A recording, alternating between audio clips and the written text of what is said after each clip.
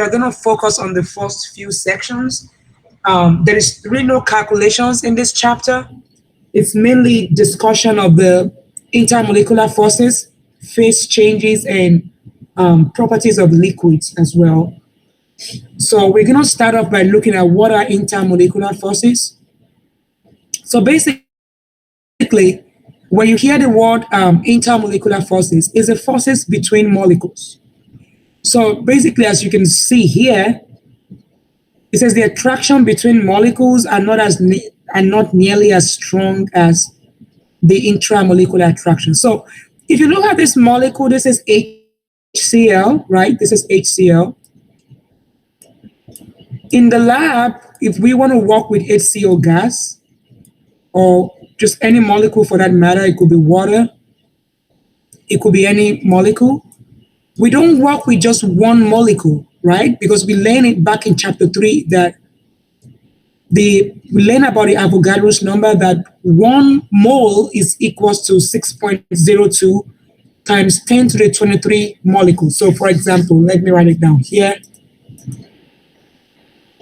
So we learned in chapter 3 that 1 mole of HCl is equivalent to 6.02 times 10 raised to power 23 molecules. So we know that atoms and molecules in their individual forms, they are extremely tiny. We can't see them with our eyes. We need special electroscope to see them. The ones we can see with our eyes is when we have them, a lot of them together. That's why in the lab, we work with moles. So in the lab, 1 mole of HCl equals to 6.02 times 10 to the 23 molecules of HCl. So that is the kind of the amount, like an idea of the amounts that we can work with in the lab. So you can see this is a lot of molecules just in 1 mole. Right? This is a lot of molecules in 1 mole. Now, what are the forces that are holding those molecules together? So what we are saying is that if you have to work with 1 mole of HCl in a chemistry lab, that 1 mole of HCl is not just 1 molecule, it's 6.02 times 10 to the 23 molecules. That is a lot of molecules just in the 1 mole that you are working with.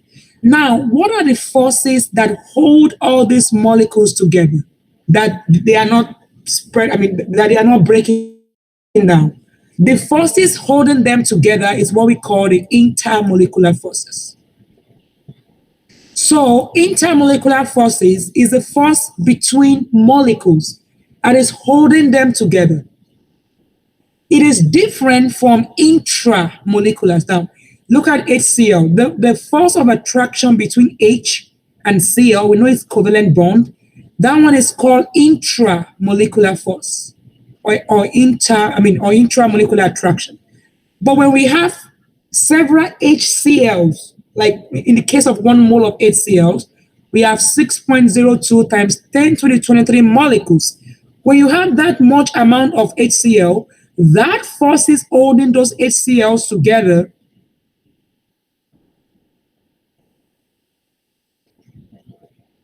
No, intramolecular forces is in between. So it doesn't matter what is the type of intramolecular force. So for example, ionic compounds, there's also intramolecular forces between ionic compounds.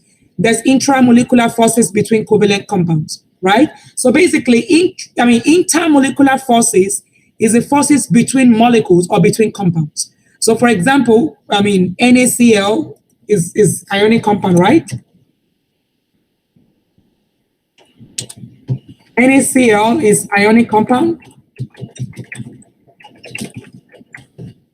So NaCl is ionic compound. So when you have several amounts of NaCl's, like the Avogadro's number, there's intermolecular forces holding them together.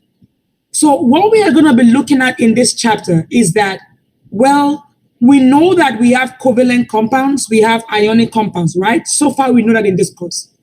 Those compounds, those bonds are in those molecules or compounds. So the bond, whether covalent or ionic, is called intramolecular attraction.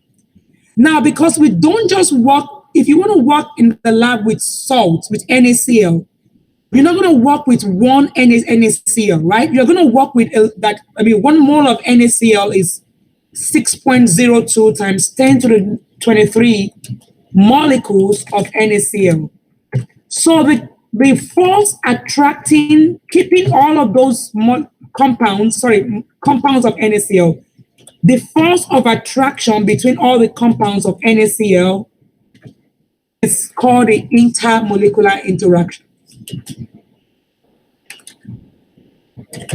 It's called the intermolecular interaction. So what we're going to be doing in this chapter is to be looking at the relative strength of intermolecular forces in covalent compounds and in ionic compounds. Yes, we know we do have ionic compounds. We have covalent compounds. There is intermolecular forces between all of them, right? But the strength of the intermolecular forces differs. So as you could expect, I mean, sodium chloride is an ionic compound. It's a very strong compound. As you can tell from its melting point, is very high. The type of intermolecular forces between sodium chloride, ionic compound, will be much, much, much more stronger than the type of intermolecular forces between covalent compound, like hydrochloric acid here, or like HCl gas. So now, what is the reason why we study intermolecular forces? The reason why we study intermolecular forces is to be able to explain the physical properties. For example, boiling point, melting point.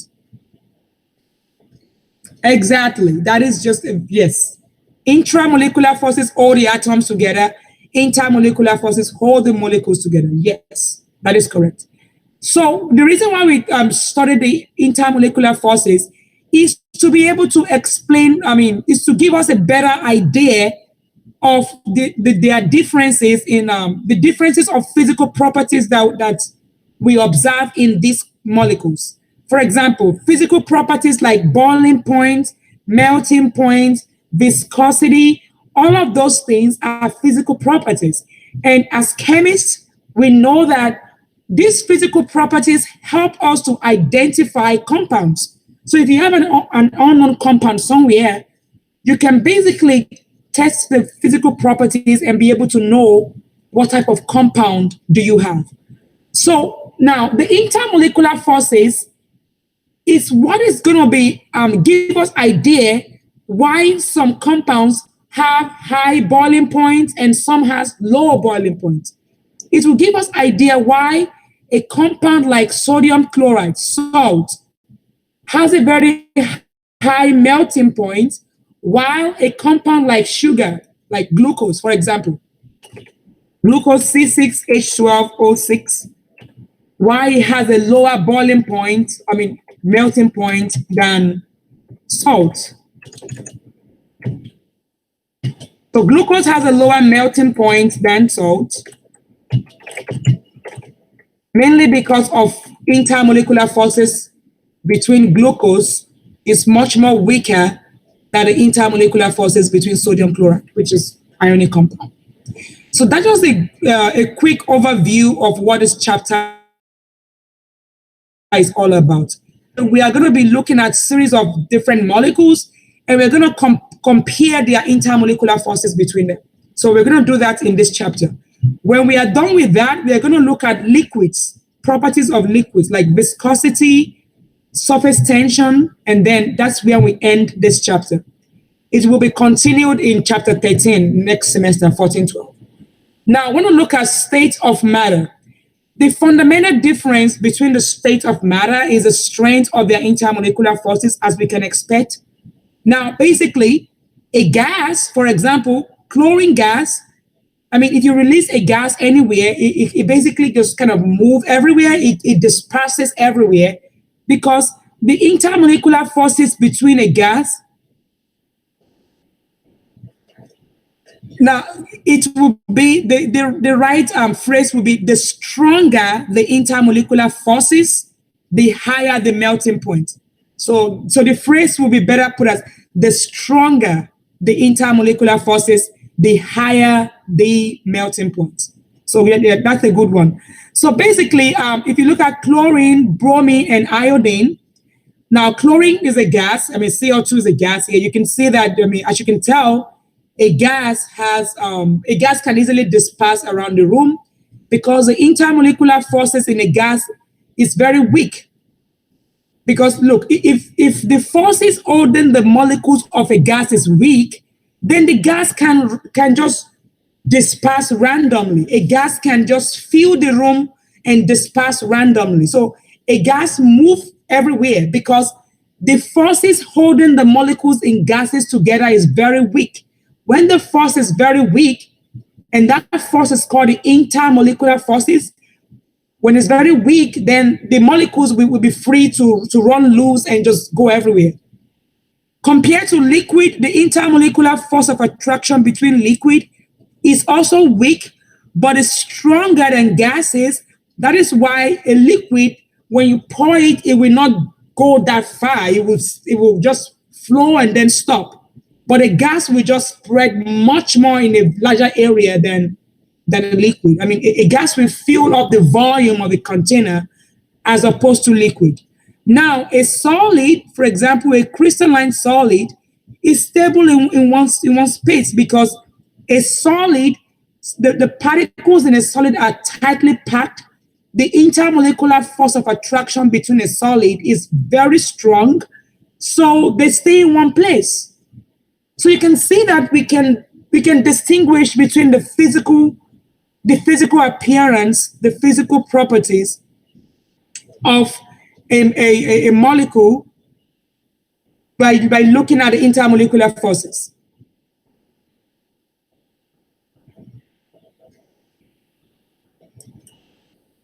Now, I want to look at properties and state of matter. Well, basically, we learned this back in chapter 2. So we learned this back in chapter 2. So this is what we learned in chapter 2. We remember all these properties back in chapter 2, the difference between solid, liquid, and gases, right? So solid, liquid, and gases. So basically, this is the same thing we learned in chapter 2. Now, we want to look at intermolecular forces of interactions. Now, there are basically 4 intermolecular forces of interactions we are going to be looking at, but three of them are mainly focused on in this chapter. Those are dispersion forces, dipole-dipole interactions, and hydrogen bonding, okay? So those are the intermolecular forces we are going to be looking at in this chapter. So this table is just comparing chemical bonds, and we know that chemical bonds, the type of interaction between atoms is intramolecular forces, intra with the INTRA. Now, the type of force of attraction between molecules or between compounds is called the intermolecular forces. So in this chapter, we're going to focus mainly on dispersion forces, dipole-dipole, and hydrogen bonding. So we're going to focus on this. These are the type of intermolecular forces in covalent compounds. So there's intermolecular force in ionic compound as well. It's called the ion dipole force, but it's not really discussed that much. So we're going to focus much on these 3 intermolecular forces, and then we're just going to look at a few examples of the intermolecular forces in ionic compounds. So again, these are the intermolecular forces in covalent compounds. So all of these are the intermolecular forces in covalent compounds. So all of these right here are covalent compounds. I will just kind of make an arrow and then just write a quick summary here.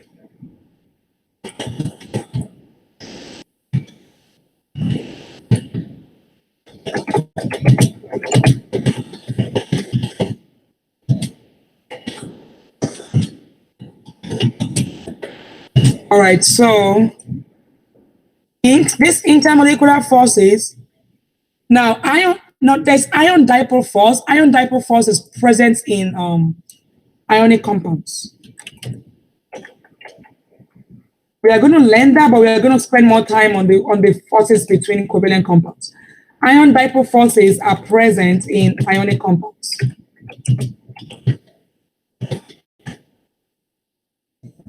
So ion dipole forces are present in ionic compounds. But as you can see, this table just listed the intermolecular forces between covalent compounds. Anyway, here, the very first part of this table, we just kind of gave us idea of, well, these are chemical bonds in, well, ionic bonds, metallic, covalent bonds. And just look at their melting point. You can see that their melting point and boiling point is pretty high compared to the intermolecular forces. So now the whole summary of this is that intermolecular forces are much they are much weaker than intramolecular. But let me put it on top here. Intermolecular forces are weaker than intramolecular forces, as you can see from this table.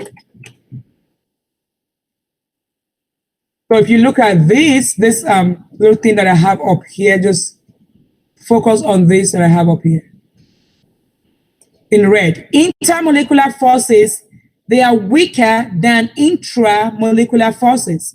What that means is that, intramolecular forces is the bond between molecules, right? Is the bond between atoms. So that one is much more stronger, keeps the atoms together. Now, when you now compare a molecule, of course, we know a molecule is comprised of atoms fused together to form a molecule. So when you compare the forces between molecules, that force that we call intermolecular forces is much weaker than intramolecular forces. So you should know the difference. Intermolecular forces are these ones here, the chemical bonds. So these are the chemical bonds, like ionic bonds, metallic bonds, covalent bonds, while intermolecular forces are those ones between the molecules. So let me kind of write it here. It's not written here, but let me go ahead and put it here.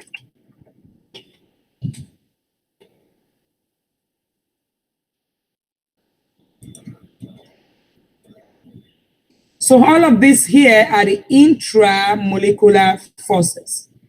So these bonds, they are the intramolecular forces, while the one between the molecules is called the intermolecular forces. Okay? So the type of intermolecular forces that we're going to be looking at in this chapter is, we're going to be looking at dispersion forces. Now, this dispersion forces, sometimes it's also called van der Waals forces, but in this book it's called dispersion forces. We have dipole-dipole interactions, and we also have hydrogen bonding.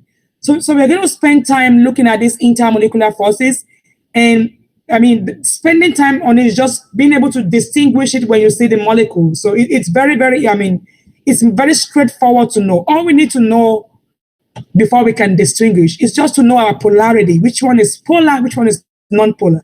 Once you know that, we can just go by the set of guidelines to determine inter or intramolecular forces. Now I want to look at intermolecular forces, which is, let's look at force between neutral molecules. Now I want to look at them from weakest to strongest. This is the weakest of them. So dispersion forces, also called London dispersion forces. This is basically the weakest, and this can be found in non-polar covalent compounds. Dispersion forces are present in non-polar covalent compounds. Next, dipole-dipole forces. Dipole-dipole forces are, we're still going to look at them one by one. This is just a summary. Now, dipole-dipole forces can be found in polar covalent compounds. All right? Dipole-dipole forces can be found in polar covalent compounds. Now, the last one is a hydrogen bonding. This is a special dipole-dipole force, and it can be found in molecule in which hydrogen is bonded to O or N. So let me just kind of put the summary at the bottom here. Again, we are still going to look at this in detail, but let me just do a summary here. So dispersion forces are mainly found in non-polar molecules.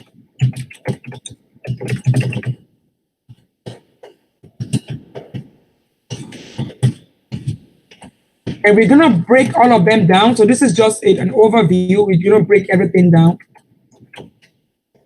Dipole-dipole forces are mainly found in polar covalent compounds.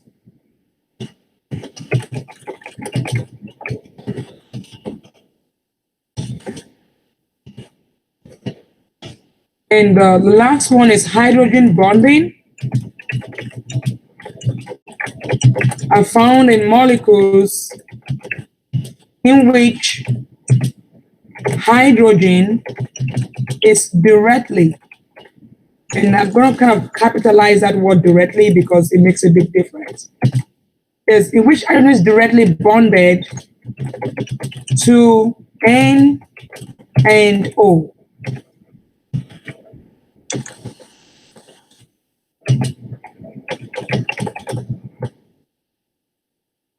Yeah, it has to do with the fact that it has to do with the electronegativity power of N and O. N and O are very highly electronegative elements. So basically, when they are bonded to that H, it has to do with the electronegativity, and which of course is their polarity as well. All right, so this is their the difference in them. Now, the strongest of them is hydrogen bonding. Okay, the strongest of them is hydrogen bonding. Now, let me kind of clarify this. Hydrogen bonding are found in polar covalent molecules as well. So let me clarify that so that it will not be confusing. They are found in polar covalent molecules as well. But those polar covalent molecules must have hydrogen directly bonded to N and O. So basically, very strongly polarized compound with strong electronegative element like N and O, when they are directly bonded to H, when we have hydrogen bonded, which is present in water. It is why water is water is very useful as human being, and also this intermolecular forces is why water is also useful in our body as a human being as well. So hydrogen bonding is also the reason why we see snowflakes have that color. Snowflakes have the shape that looks like star, right? So that is also due to hydrogen bonding as well. So, hydrogen bonding has a lot of applications that we're going to look at. But, what we should know right now from this slide is that this is the ranking from weakest to strongest. Dispersion forces are the weakest, followed by dipole-dipole, followed by hydrogen bonding. So keep in mind, hydrogen bonding is also dipole-dipole, but it's a special dipole-dipole because in hydrogen bonding, H must be directly bonded to N and O. And of course, that would be a polar covalent molecule, but H must be directly bonded to N and O.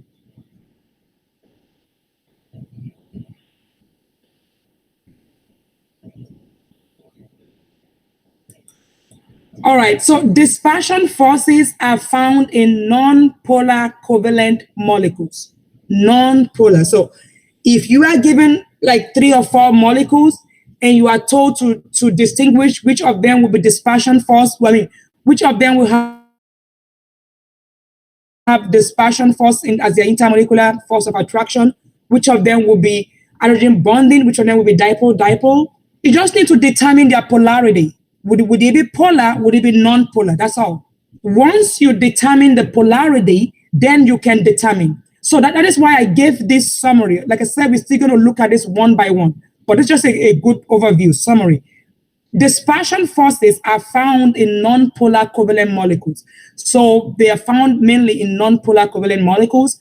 Dipole-dipole forces are found in polar covalent molecules. And hydrogen bonding, they are found in polar covalent molecules in which H is directly bonded to N and O. When we start doing examples, you will understand this better. So it's all about the examples. When we start doing the examples, and of course, there's no calculations in this chapter. It's mainly just theory. So when we start doing examples, you understand this better. Now, dispersion forces, basically, this is explaining what dispersion forces are all about, the chemistry part of it. So All right. F can also create hydrogen bond. F can also do, but in your book, F is not mentioned. So I'm not going to put F as part of it. In organic chemistry, F is part of it. In organic chemistry books, F is, but in this book, F is not part of it. It's N and O. So I don't want to throw that in there. I just want to keep it as what your book is saying. F can also do hydrogen bonding as well. But in this book, it is kept in the context of N and O. Now, dispersion forces in non-polar, this is just an example of how dispersion forces, the chemistry of it. So now, remember that we said dispersion forces can be found in non-polar molecules. Well, now let's just break it down, the chemistry of it, so we can understand it better. But when we start to do examples, what we just need to remember is this summary I put here when we start to do the examples. Now, let's just look at how dispersion forces, the mechanism of it. Now, we know that dispersion forces are found mainly in non-polar covalent molecules. So we know that non-polar covalent molecules, we are saying that they don't have polarity. That means they don't have partial negative, partial positive. They are sort of just don't have partial negative, partial positive. How then are they able to keep themselves together? Because for molecules to be together, to keep themselves for an attraction to be between molecules, something must be attracting them to get together. So, and if we are saying that dispersion, there is no polarity, there is no negative positive, because negative positive is what is going to attract molecules together. And when we are saying that non-polar molecule, they don't have negative positive distinct, partial negative, partial positive, then what then is making them to be attracted together? Well, it turns out that we know that back in, was it chapter 2, that we looked at the history of the atoms and the electrons, and we said that, well, mainly the electrons, they are not stable in one place, they are moving around. And also in chapter 6 as well, electrons are moving around, they are not in one place, they are moving around like a cloud. So when you take a snapshot of an atom, the electrons will be in one place at that moment of time. So let's say I take a snapshot of an atom right now. The electrons will be kind of like freeze at one point. They will be kind of freeze at one point. At that point, where they are, there's an induced polarity. It's like a temporary polarity induced at that point. So this is what this picture is telling us. When you take a kind of like a snapshot of an atom, we say electrons are moving around in a cloud. When you take a snapshot, the electrons will freeze at one point. At that point, it will induce polarity. It will induce polarity, that is, it will induce partial negative, and the other side will partial positive. So that temporary induction of polarity will induce partial negative on one side and partial positive on the other side. So that in that partial negative that is temporal is what is keeping non-polar molecule, is what is making dispersion forces to be present in non-polar molecule. So that partial negative here will be attracted to the partial positive here. So again, this is a temporary induction of polarity, right? It's just partial negative at this point, and at this point of a partial positive. So there's just temporary polarity there. So at that time, they can attract. So that is why dispersion forces is very weak, because it's not due to permanent polarity. It's just temporary polarity. That is it. The electrons, if I take this every 5 seconds, the electrons will not be in the same spot. They would have moved, they would have moved, they would have moved. So at the point where they are, they induce partial polarity. So that is partial negative on one side, the other side partial positive. And that is what is responsible for dispersion forces. So the tendency of an electron cloud to distort means to just move around, is called its polarizability. So that is the chemistry of dispersion forces. Now we want to look at what are the factors that affect the amount of dispersion force in a molecule. Number of electrons in an atom. So the very first thing that affects dispersion force in a molecule, number one, is the number of electrons in an atom. The more electrons, the more the dispersion force. Because remember that dispersion force is all about distortion of electrons. That is, when the electrons, they pull on one side at some point, that side we have a partial negative, and then they move to the other side, that one we have a partial negative. So they basically induce partial negative, partial positive every now and then, right? So the more the electrons you have, the more the dispersion forces.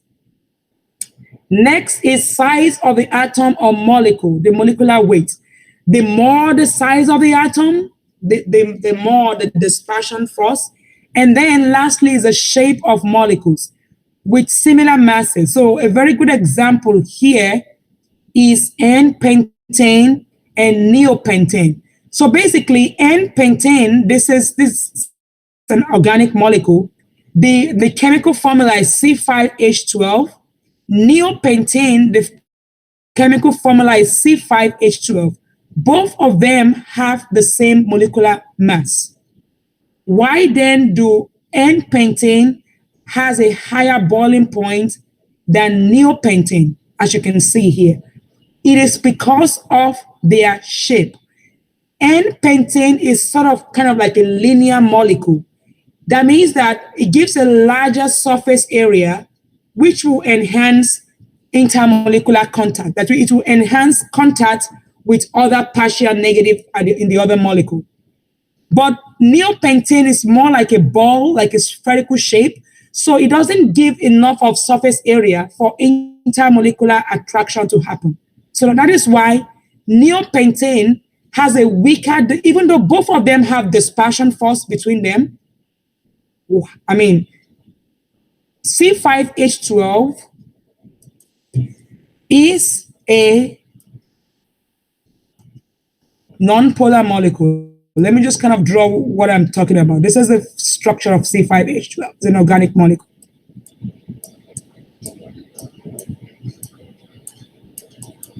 Where this is H, all of them, they are H.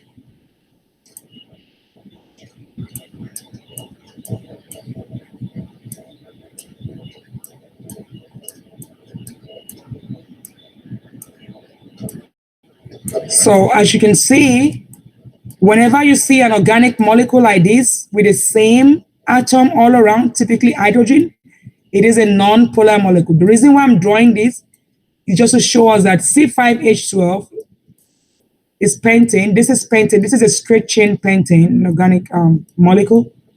C5H12 is a non-polar molecule.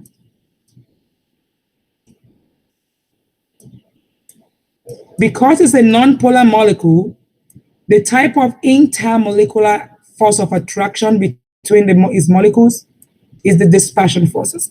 Anyway, looking at this, everyone should be able to tell that this is a non-polar molecule. Whenever you see, like I said before in chapter 9, whenever you see the same atoms all around, then it's highly symmetrical, then it's non-polar.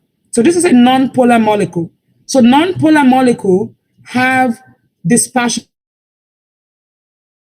forces between them. Now we are saying that when these non-polar molecules, when they have different shape, for example, N-pentane and neopentane. Now you don't have to memorize any of these. These are organic molecules. This is not an organic chemistry class. So you don't have to even bother yourself about memorizing any of this. It's just to explain the point that the shape of the molecules affect dispersion. The more surface area a molecule presents, the higher the dispersion force. So that is why this N-pentane is a linear molecule. It has a higher boiling point than neopentane. Now, remember that at the beginning of this chapter, I mentioned that we will be able to understand physical properties of molecules like boiling point, melting point, viscosity, surface tension, but mainly melting and boiling point. We will be able to understand them better if we understand this concept of intermolecular forces. Now, because intermolecular forces is why some molecules we have a very low boiling point and some we have a high boiling point. It is also the reason why molecule with the same molecular formula, like this N-pentane and neopentane, their boiling point will not be the same. Neopentane has a lower boiling point. When something has a lower boiling point, so as far as the shape, like I said, don't worry about the shape. This is organic chemistry. It's just used to explain. Don't worry about how this shape is. This is organic chemistry. We are not there yet, so we're not doing organic chemistry. This is just to explain why surface area matters when we're explaining dispersion forces. So you don't have to worry about how the shape is or to memorize it at all. So but then this is what N-pentane looks like. This is what neopentane looks like. Why we are using this example is just for you to know that whenever you have a molecule that has a larger surface area, it will have a stronger dispersion force. And when it has a smaller surface area, it will have a weaker dispersion force. That can be explained using N-pentane and neopentane examples. And that is why, I mean, the summary of it is just that the boiling point is lower whenever the dispersion force is weaker. The boiling point is lower whenever the dispersion force is weaker. That's just the summary of it. So we want to also look at polarizability and boiling points. So basically, if something is easier to polarize, it has a lower boiling point. And then basically, we want to just look at this, just give an example of this. So this just kind of shows an example of boiling points and how to, comparing boiling points of all of these molecules and also these atoms here. So as you can see, some of them have a higher boiling point than the other. Some of them have a higher boiling point than the other. This is due to the fact that the dispersion forces is higher in the one with a higher boiling point than the other one. Okay? So the more polarized with distortion of the electrons. Remember, we mentioned that here. Polarized basically when you distort the electron cloud. The electron cloud distorted, moving around.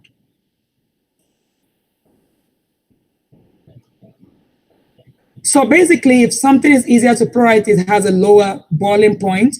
So basically, what this just means is that the boiling point is higher when you have a stronger dispersion forces. Now, keep in mind, all of these molecules here, they all have dispersion forces. The noble gases, they all have dispersion forces. And all these molecules here, F2 is dispersion force, because we know that F2, if I ask you what is the polarity, this is an equivalent molecule, right? But with F2, will it be polar or non-polar? Will F2 be polar or non-polar? Just take the difference of the electronegativity and what do you think that will be? Exactly. It will be non-polar because it will be zero. So everything here is their own non-polar. Very good. Everything here is non-polar, which tells you that they are all non-polar. That means they all have dispersion forces. Now, even though they all have dispersion forces, some of them have a stronger dispersion forces than the other. So that is why this graph is like this. You don't have to memorize any of this. Like I said, we are still going to get to the practice.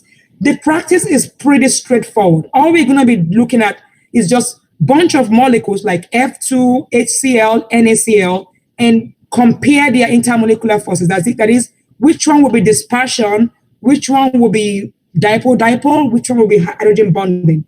That's all we're going to be doing mainly to just distinguish. So all we are explaining here is just for you to know the chemistry behind it. You wouldn't have to kind of explain because the exam is multiple choice. You don't have to explain this in the exam. Just need to be able to identify which molecule we have dispersion, dipole-dipole, and hydrogen bonding by being able to distinguish which one is polar or non-polar. That's all.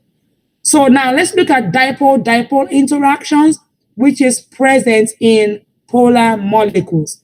An example of that is CH3CN. So basically, CH3CN is a polar molecule, and we are looking at the dipole-dipole interaction between CH3CN.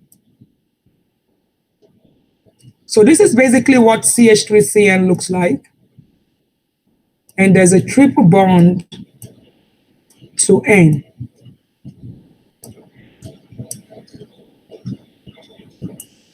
And there'll be a lone PS. So anyway, I'm just drawing what yeah, they're similar to magnets, yeah, because you can attract.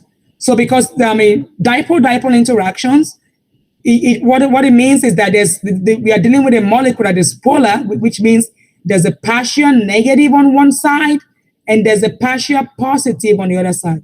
So for CH3CN, the partial negative is with the nitrogen, and the partial positive is with the CH3 group. So the arrow for the polarity is going like that for CH3CN. So what this just means is that because there's partial positive and partial negative, what that means is that they can attract other molecules. So the partial negative will just simply attract the partial positive in the other molecule, and that's just how they attract each other, on and on and on and on. So you can see that dipole-dipole interactions, it will be much stronger than dispersion, mainly because there's a distinct partial positive and partial negative, as opposed to dispersion, where it is not distinct. It's kind of temporarily induced dipoles. So temporarily induced dipole is temporary. That means it can go away the next minute. But in terms of, when it comes to dipole-dipole interactions, it is a permanent dipole, so the interaction is stronger. Anyway, this is just basically an example of dipole-dipole interaction. It is present in polar molecules. So you got to be able to, again, distinguish between polar molecule and non-polar molecule. So let's just look at this as it is. Now, this is propane. Now, these are just kind of like the ball space method of representing them. Okay, this is just a way of representing them. So here, we basically just need to distinguish. So, of course, in the exam, we're going to be given this molecule.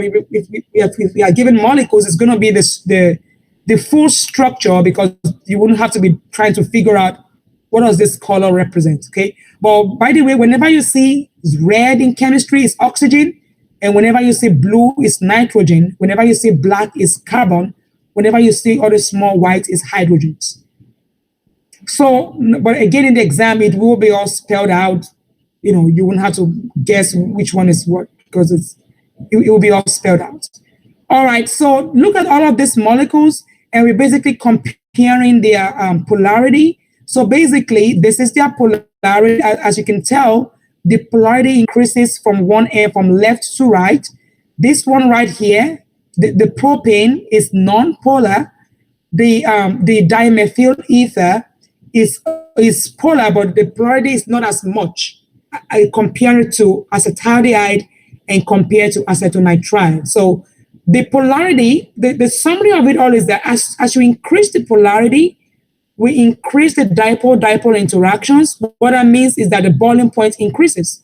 So the stronger the dipole-dipole interaction, the higher the boiling point. Exactly. The more polar the molecule, the higher the boiling point. Exactly. The more polar the molecule, the higher the boiling point. So that's what is seen from this table. The more polar the molecule, the higher the boiling point. And that is because when a molecule is highly polar, it's stronger. So the intermolecular forces is stronger to break. When you boil water at home, let's just look at water as a very good example. When you boil water at home and your water starts to vaporize, it starts to go from liquid to vapor, the phase is changing, right?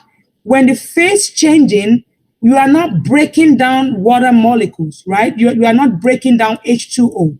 What you are kind of weakening is the intermolecular interaction.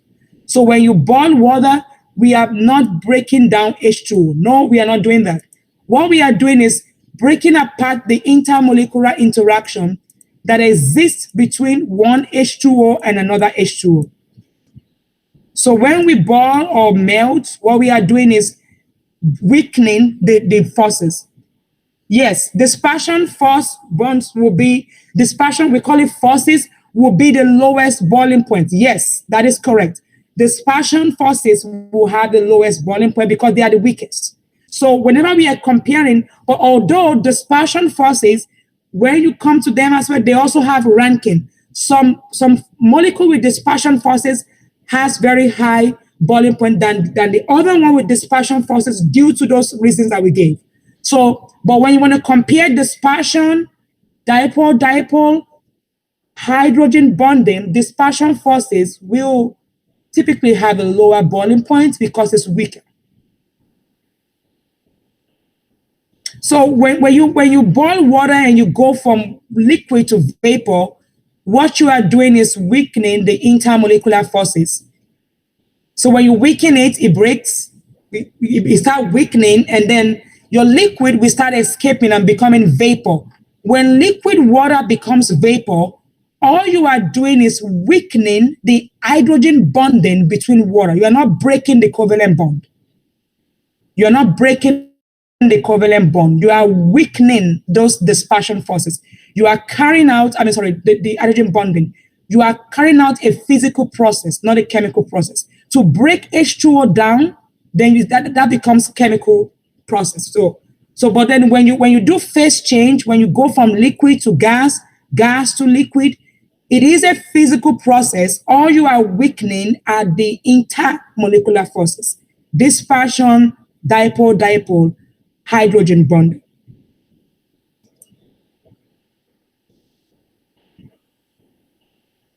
So if two molecules have comparable shape and size, dipole will likely be the dominating force.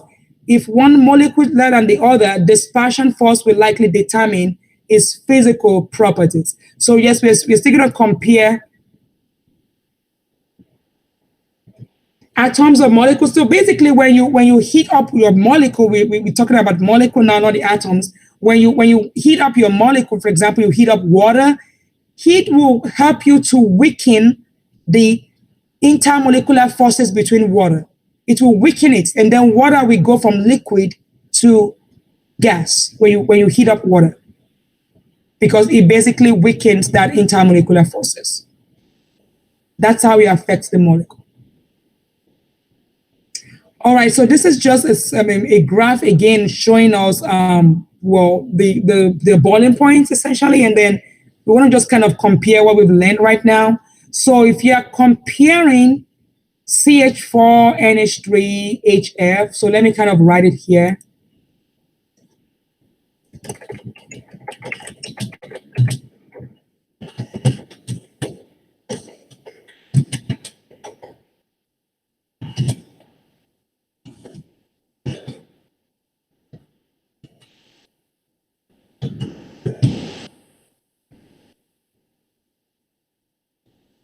So if you want to compare the boiling point of methane, ammonia, hydrogen fluoride, and water, as you can tell from this graph, if you look at this graph very well, water has the highest boiling point. This is in Kelvin now. Keep in mind this is in Kelvin. Water has the highest boiling point, followed by hydrogen fluoride, followed by ammonia, followed by methane, right? That's just because water has hydrogen bonding. Hydrogen fluoride as well has hydrogen bonding. I know it's not, F is not said in the book, but hydrogen fluoride also has hydrogen bonding there. Ammonia also have hydrogen bonding. So all of these three, they not only have dipole, water, hydrogen fluoride, and ammonia, they all have dipole. At the same time, they are a special dipole called hydrogen bonding. Okay, so but water is the strongest, followed by HF, followed by NH3. Now, like I said in your book, hydrogen bonding is described as molecules that have H directly bonded to N and O. Okay, so we keep it that way. Now, methane is a non-polar molecule, so it will have dispersion force. That is why methane is an organic molecule that has a very low boiling point. Has a very low boiling point. You can tell the boiling point of methane here is very small, as you can tell. I mean, just look at where this is in the graph, as opposed to the one for ammonia, as opposed to the one for hydrogen fluoride, as opposed to the one for water. So the stronger the intermolecular force is, the higher the boiling point. So basically now, if we look when you are going in the period or when you are going in the group, so as you go down the group, you can see the boiling point increases. So as you go down the group, the boiling point increases here. As you go down the group, the boiling point increases because the molecule get bigger. Because the molecules get bigger, the boiling point increases. That's just what that is showing us. Now I want to look at hydrogen bonding. So basically, so this is hydrogen bonding is when H is bonded to N, O, or F, and usually strong. So basically we have N, O, or F.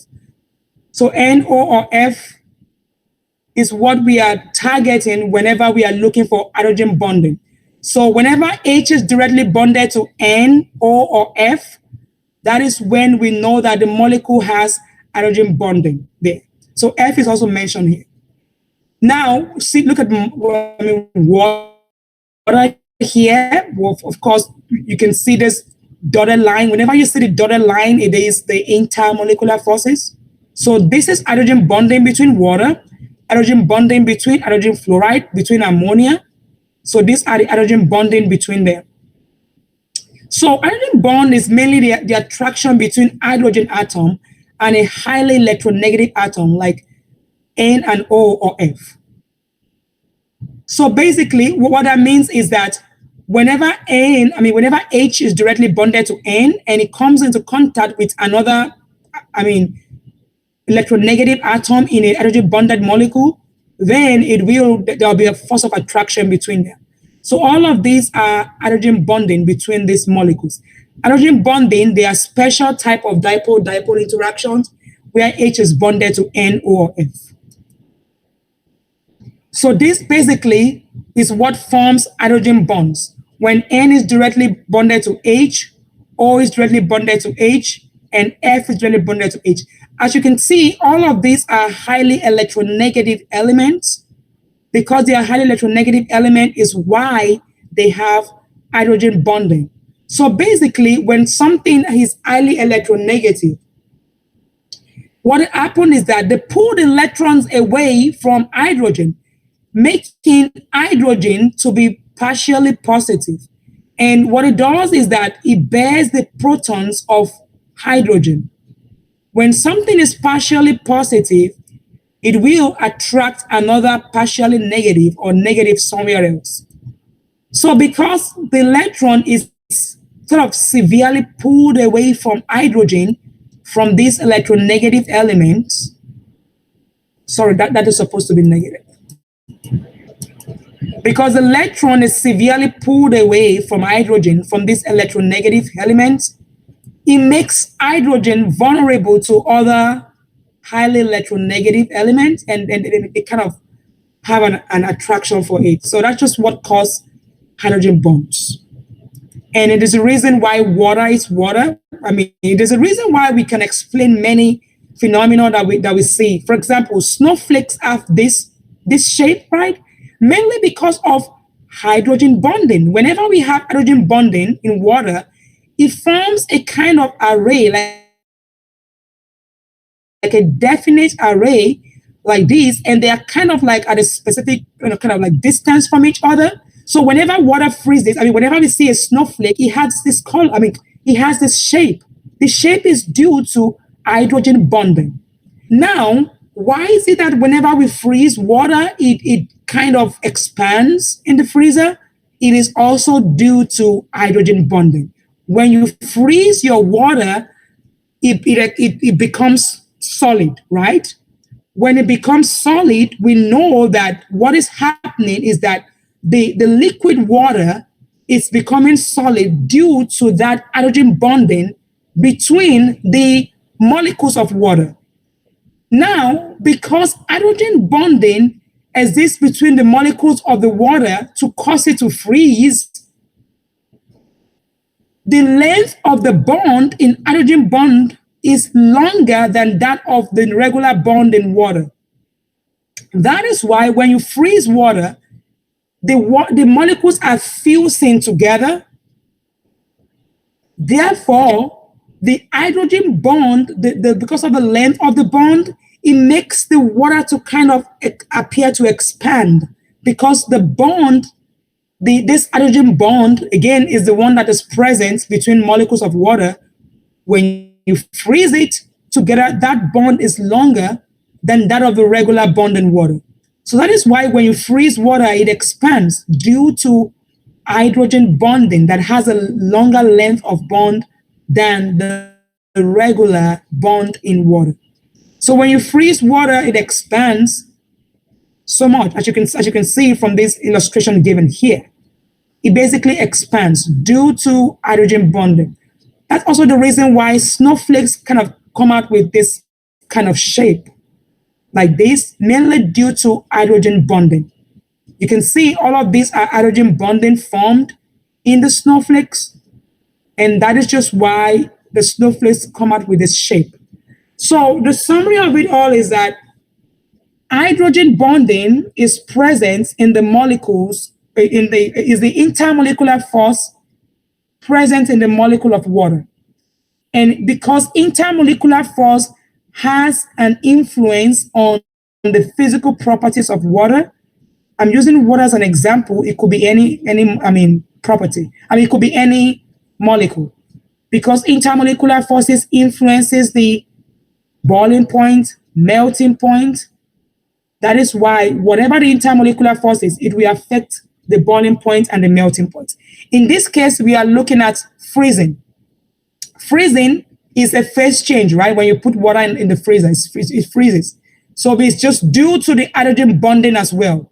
And that is why, because the hydrogen bonding is longer in length, it causes the water to expand than what you put in there initially. You'll be wondering why the water you put in is at this level, and when it freezes, it's kind of busting through the lid, the top. It's just because hydrogen bonding is the bonding between the molecules of water, and when water freezes, those molecules come together.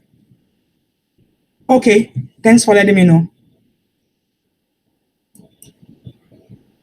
So we want to go to ion dipole interactions. Yes, it's also discussed here, but it's not as discussed as much as those first three. Now, ion dipole interactions are found in solutions, and they are mainly found in ionic compounds like sodium chloride. As you can see this example here, this is sodium chloride. So basically, if you have a sodium chloride, of course, we know that sodium chloride is ionic compound, and it is composed of positive sodium ion and negative chloride ion. So what that means is that if you dissolve sodium chloride in water, what is going to make your sodium chloride to separate from each other into the ions, into the respective ions in water, is due to the ion dipole forces in sodium chloride.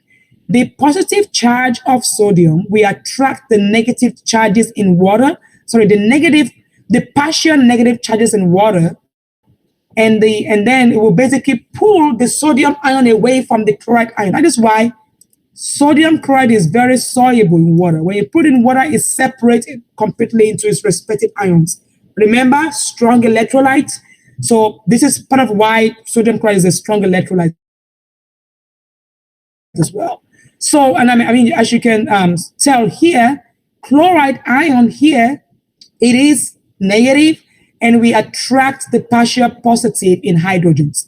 So what that means is that ionic compounds, because of their complete positive and complete negative present in the ions in the compound, it basically have a stronger attraction for water, as you can see from this example. So ion dipole forces are the strongest compared to dispersion, dipole, and hydrogen bonding. Now we basically want to determine intermolecular forces in a substance. Now we are going to do examples before let's just go and basically do an example before we close today. So we're just going to do one example, and then I'll give us another example. Then if you have questions. So let me go ahead and upload the file for the examples.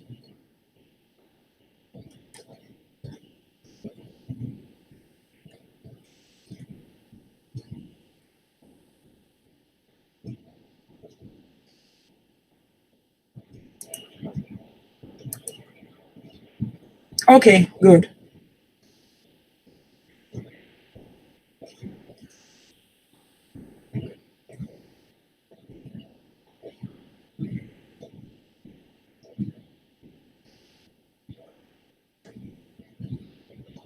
So right now, okay, it's taking a while to upload.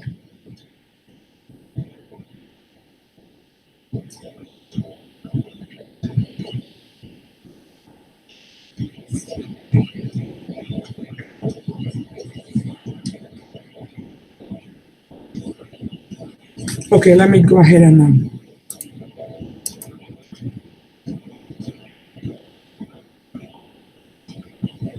that doesn't seem clear.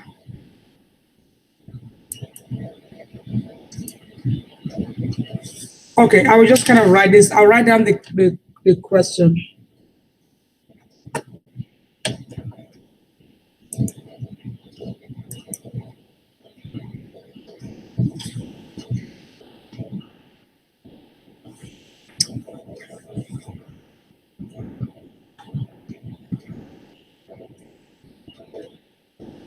So we're gonna do 11.2 right now. Let me go ahead and just type out the question here, 11.2.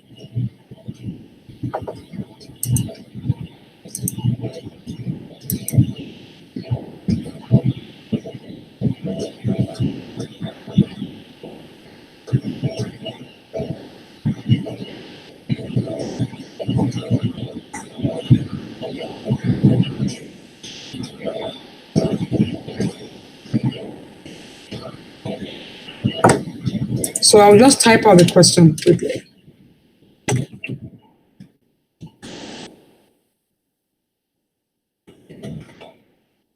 Practice 11.2.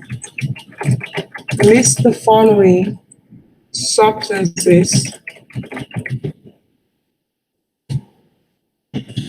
in order of increasing boiling point.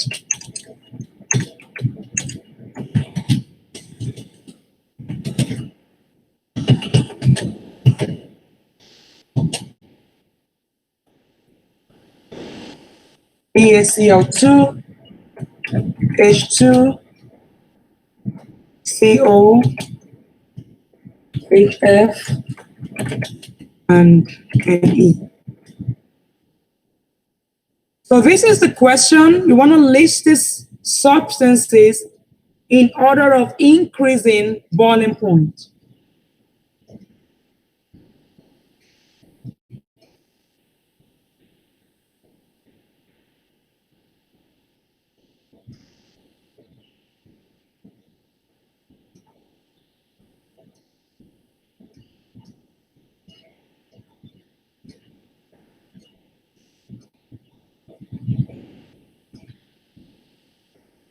So the very first thing I want us to do here is to determine the type of polarity, the type of intermolecular forces we have here before we just list them. So, all right, for BaCl2, I'm just going to list that here, H2, CO, HF, and neon.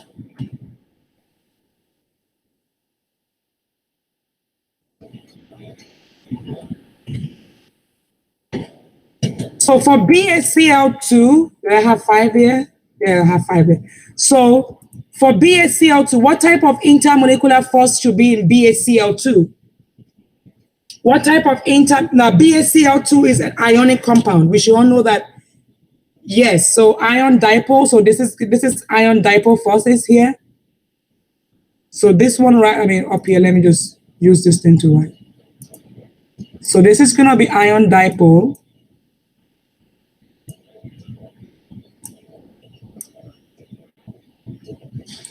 This is ion dipole.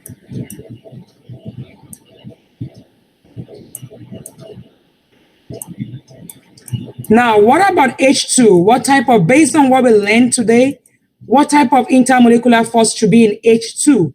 Is it dispersion, dipole, hydrogen bonding, or ion dipole? Good. So this will be dispersion. This will be dispersion.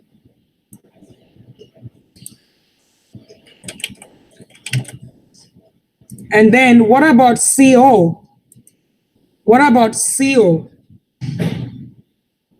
To know, we just need to determine if it's polar or non-polar.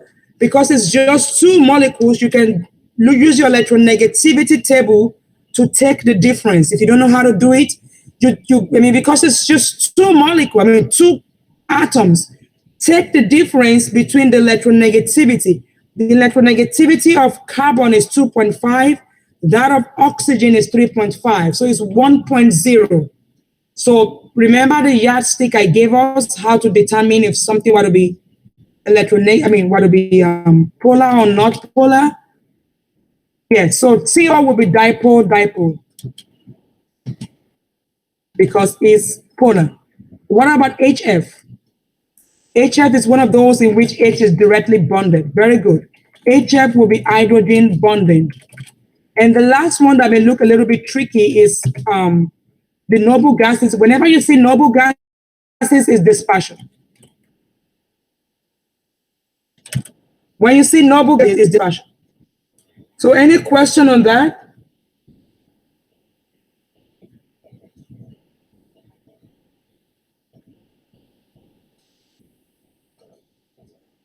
Yeah, dispersion of van der Waals. Yes. All right. So these are this type of forces between them. So now let's just list them according to increasing boiling points. So I'm just going to kind of list them starting from the one with the highest boiling point. So the highest boiling point will be BaCl2, obviously, because so whenever we are assuming it's not only neon, it's a bunch of neons together. It's not only neon, it's bunch of lots of neons.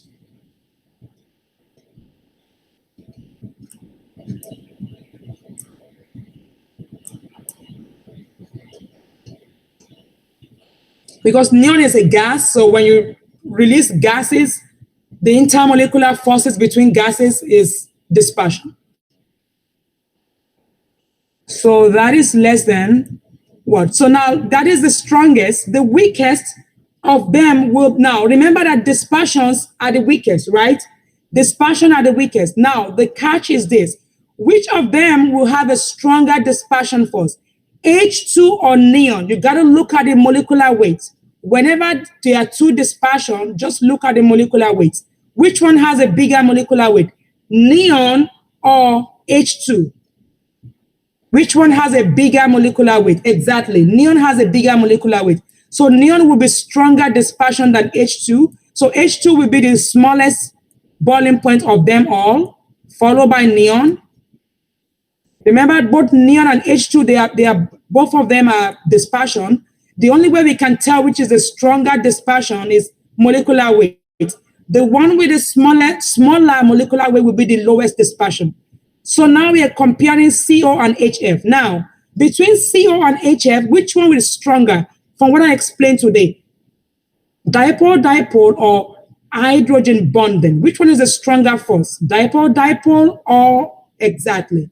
So hydrogen bonding is the strongest. It's stronger than CO. So CO will come like this, and then we have HF. So this is a ranking of their increase in boiling point. This is a ranking. This is the ranking that we have for the boiling point. So we are going to stop here. Any question?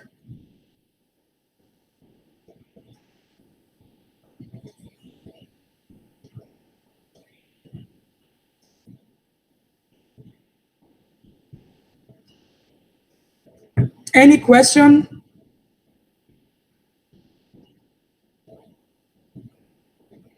Hydrogen bonding is not the strongest, is because look, this is an ionic compound. So ionic compound, wherever you see them, they are the strongest. So ionic compound is the strongest.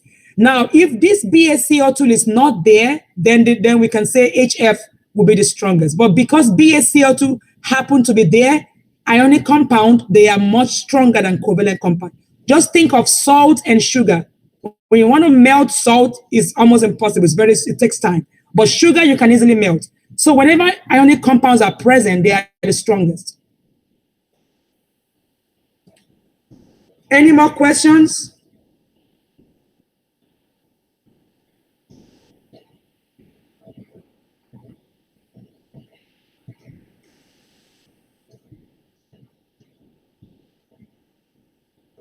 All right. No problem. So I will see you guys on Wednesday, and we're going to try to just finish up if we can on Wednesday, because next week, and I will give announcements for next week classes. So again, this is the last chapter, and we don't really have a lot to do. So mostly towards the end of the month and first week in December is mainly going to be a review for the final exams. So we basically are done with this class, almost done with this class. The homework set 3 is due Wednesday night, Wednesday midnight. So you guys have enough time to do it. Yes, the 18th. Today, yeah, the final is the 9th, December the 9th. Of course, I will still give a bunch of reminders and emails about that. Yes, we are going to have time to review for the final because, like I said, this is the last chapter and we don't have anything else to do after this chapter than to review. Yeah, there will be a practice final exam. Yeah.